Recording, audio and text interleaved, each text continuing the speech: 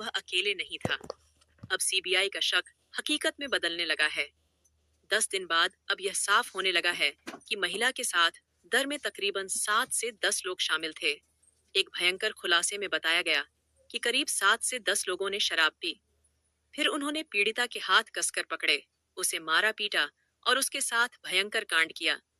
खुलासे में यह भी दावा किया गया कि उन 7 लोगों में से 2 ने महिला के टांग पकड़कर जरा संध की तरह अलग कर दिया, फिर संजय को बुलाया। लेकिन यह तो कुछ भी नहीं। आगे ऐसे ऐसे खुलासे हुए हैं।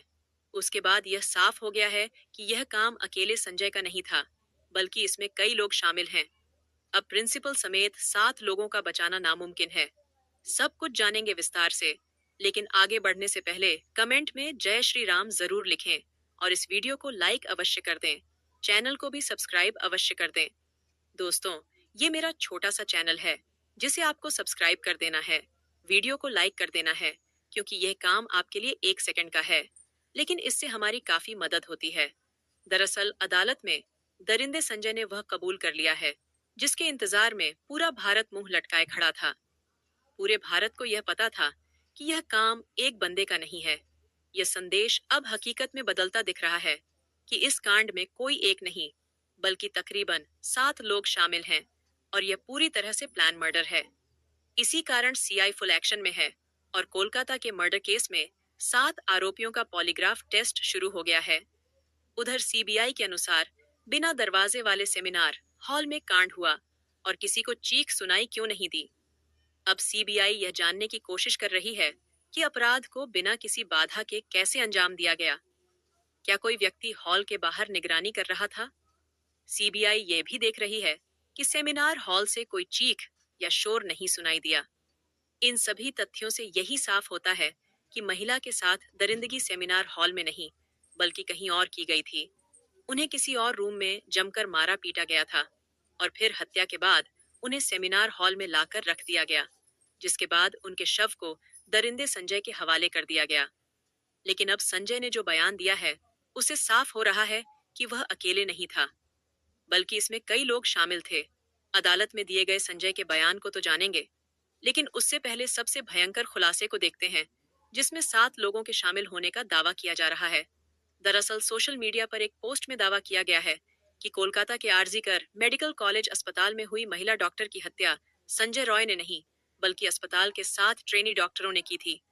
मेरी बात जरा ध्यान से सुनिए, फिर मैं सब कुछ क्लियर कर दूंगी। इस पोस्ट में कहा गया है कि इन ट्रेनी डॉक्टरों ने पहले महिला के साथ कांड किया और फिर उसकी टांगों को बेरहमी से चीर दिया, जैसे महाभारत में जरासंध का किया गया था। जरासंध को मारने का एकमात्र तरीका यह था कि उसे बीच से चीरकर 2 भागों में विभाजित किया जाए और फिर उन हिस्सों को अलग अलग दिशा में फेंक दिया जाए ताकि वे फिर से जुड़ न सके। भीम ने इसी तरीके से जरासंध का वध किया था। एक्टिविस्ट मधु किश्वर ने सोशल मीडिया प्लेटफॉर्म एक्स पर इस बारे में एक पोस्ट किया, जिसमें उन्होंने बताया कि अस्पताल में काम करने वाली एक महिला डॉक्टर और उसकी दोस्त के बीच हुई फोन कॉल बातचीत में यह दावा किया गया है। उन्होंने इस बातचीत का ऑडियो भी शेयर किया, जो बंगाली में है। माना जा रहा है कि सीबीआई को इस ऑडियो कॉल से कई गंभीर सुराग मिल सकते हैं।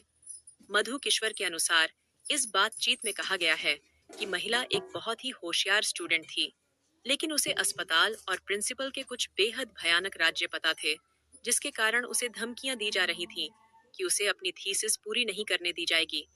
लेकिन इसके बावजूद भी महिला डरने वाली नहीं थी। उसने इसका विरोध किया और कहा कि अगर उसे परेशान किया गया तो वह अस्पताल की काली करतूतों को उजागर कर देगी, जिसके बाद पिछले 6 महीनों से उसे लगातार परेशान किया जा रहा था। उसे बिना रुके 26 घंटे की नाइट शिफ्ट पर रखा जा रहा था और उस पर भारी काम का प्रेशर डाला जा रहा था। चेस डिपार्टमेंट के हेड सीनियर पीजीटी और अन्य लोग भी इस बात से वाकिफ थे कि प्रिंसिपल और उनके ग्रुप नेक्सस का इस स्टूडेंट पर कितना दबाव था। इस बात से साफ है कि प्रिंसिपल समेत पूरा अस्पताल उस महिला के खिलाफ खड़ा हो गया था, क्योंकि वह सच और न्याय के लिए झुकने को तैयार नहीं थी। इस सब के बावजूद वह लड़की अपने फैसले पर अड्डी थी। 9 अगस्त 2024 की रात इन सभी ने मिलकर उसके खिलाफ साजिश रची। पोस्टमार्टम में बताया गया कि रेप और मर्डर पहले से प्लान किया गया था। यह अब तक का सबसे खौफनाक खुलासा है। और सीबीआई इसी के आधार पर जांच आगे बढ़ा रही है। बातचीत में यह भी कहा गया कि पहले कई पीजीटी और सीनियर डॉक्टर्स सेमिनार रूम में आराम करते थे, लेकिन उस रात पीड़िता को अकेले वहां सोने के लिए कहा गया।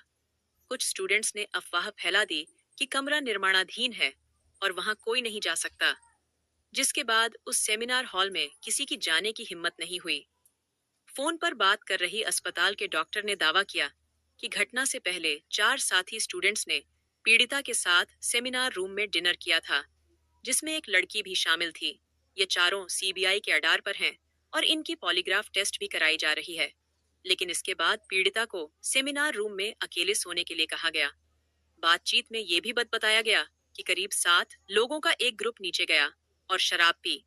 फिर उन्होंने पीड़िता के हाथ कसकर पकड़े, उसे मारा पीटा और उसके साथ कांड किया। इस वारदात में एक महिला इंटर्न ने भी मदद की। खुलासे में यह भी दावा किया गया कि उनमें से 2 ने पीड़िता के पैर पकड़कर जरा संध की तरह अलग कर दिया, जिससे उसकी पेल्विक की हड्डियां टूट गईं। उन्होंने उसकी कॉलर बोन को भी तोड़ दिया और फिर उसे उल्टा लिटाकर उसके ऊपर जूतों से रौंदा। उसके सिर को इतनी बुरी तरह कुचला गया कि उसकी खोपड़ी फट गई। इस तरह से 9 अगस्त की देर रात कोलकाता के आरजी करर हॉस्पिटल में ट्रेनी डॉक्टर की रेप के बाद हत्या कर दी गई। देखिए, अगर यह सभी बात सच है, तो फिर सीबीआई को इन 7 लोगों के खिलाफ सबूत जरूर मिलेगी और संजय के साथ इन 7 को भी कड़ी सजा मिलनी चाहिए। इसके बाद जब यह सभी लोग वारदात को अंजाम देकर सीढ़ियों से नीचे उतरे, तो संजय रॉय को देखा, जो ग्रुप डी के दूसरे कर्मचारियों के साथ शराब पी रहा था। इन डॉक्टरों ने संजय से कहा कि सेमिनार रूम में जाओ, वहां तुम्हारे लिए एक लड़की है। उसके बाद संजय ने बिना कपड़े के शव के साथ कांड किया ताकि उसका वीर्य पीड़िता की योनि में मिल सके। पीड़िता उसके बाद देश भर के डॉक्टरों ने विरोध प्रदर्शन किया। इस ट्वीट और इस खुलासे को स्वतंत्र तरीके से हम प्रमाणित नहीं कर सकते, लेकिन यह ट्वीट सीबीआई की जांच में काफी महत्वपूर्ण होने वाली है। माना जा रहा है कि सीबीआई ने भी 7 लोगों को अडार पर लिया हुआ है। कोलकाता के रेप मर्डर केस में 7 आरोपियों का पॉलीग्राफ टेस्ट शुरू हो गया है। मुख्य आरोपी संजय रॉय का टेस्ट जेल में ही हो रहा है।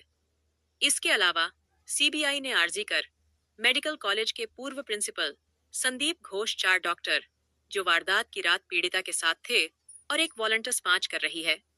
इन सभी का पॉलीग्राफ टेस्ट सीबीआई के कोलकाता ऑफिस में हो रहा है।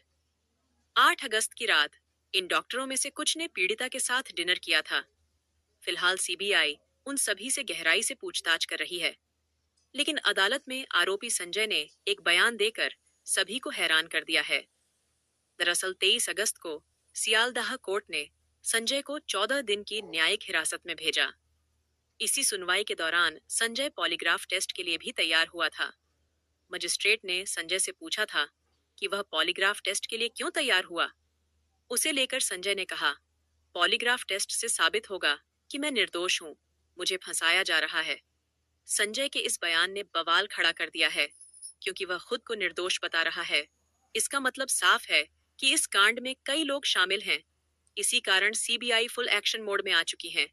सीबीआई का मकसद उन कर्मचारियों के बयानों को जांचना है, क्योंकि बाकी मेडिकल रिपोर्ट्स, जैसे पीड़िता के शरीर से लिए गए डीएनए, वजाइनल, स्वपियम ब्लड, उन्हें सीधे तौर पर घटना से जोड़ने में नाकाम रही हैं। सीबीआई जानना चाहती है कि क्या इन चारों डॉक्टरों ने सबूतों के साथ कोई छेड़छाड़ की थी या फिर वे किसी बड़े षड्यंत्र का हिस्सा थे, क्योंकि पोस्टमार्टम रिपोर्ट इधर उधर करने में प्रिंसिपल समेत ये सभी लोग बेहद माहिर थे। इस कारण सीबीआई इस घटना को कई एंगल से जांच कर रही है। आरजीकर अस्पताल के पूर्व प्रिंसिपल संदीप घोष से आज लगातार 9वें दिन पूछताछ हो रही है।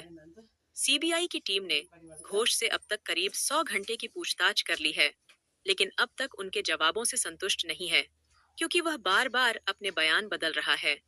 इससे साफ हो जाता है कि इस कांड में उसका बड़ा हाथ है सीबीआई। अब तक ट्रेनी डॉक्टर के रेप मर्डर केस में 73 लोगों से पूछताछ कर चुकी है, लेकिन सिर्फ 7 लोगों पर ही सीबीआई की नजर टिकी हुई है। सीबीआई यह भी पता लगाने की कोशिश कर रही है कि क्या सेमिनार हॉल के बाहर कोई और व्यक्ति तैनात था। इसके लिए सीसीटीवी फुटेज की गहराई से जांच की जा रही है।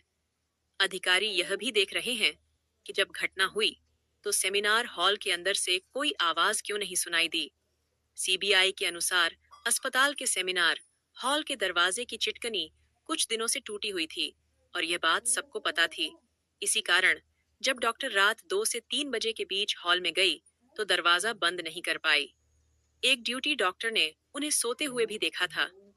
अब सीबीआई यह जानने की कोशिश कर रही है कि अपराध को बिना किसी बाधा के कैसे अंजाम दिया गया। क्या कोई व्यक्ति हॉल के बाहर निगरानी कर रहा था?